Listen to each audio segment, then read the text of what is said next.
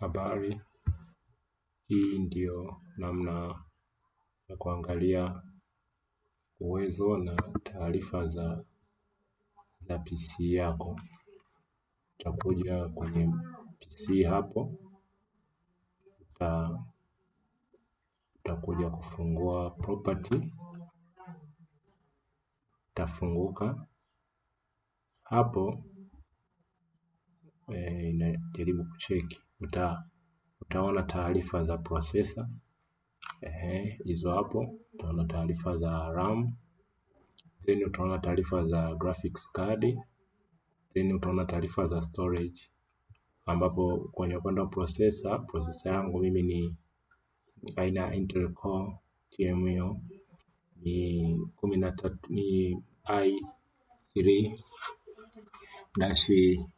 i3-8145U CPU ambayo ina gigahertz hiyo 2.1, ambapo kwenye upande wa RAM ina GB 8, lakini pia graphics card ina ukubwa wa MB 128, ambapo upande wa storage ina GB 238, ambapo 194 GB imeshatumika.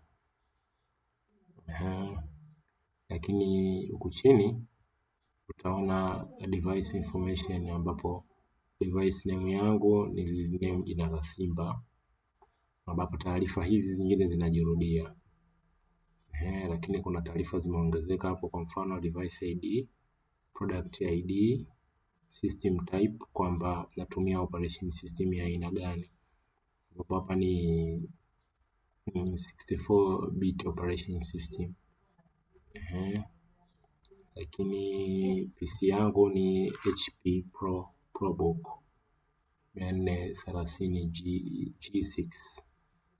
Lakini pia unaweza ukaendelea kuangalia taarifa zingine za PC, ambapo unaona hapa ni hii taarifa za Windows operation system, ambayo inaonyesha edition ni Windows 11 Pro, version ni hiyo 25H2, ambayo niliinstall tarehe 13 mwezi wa 3 2026, na hii ni OS building number, na hiyo ni experience window features, hiyo experience pack 100.26 au decimal 0.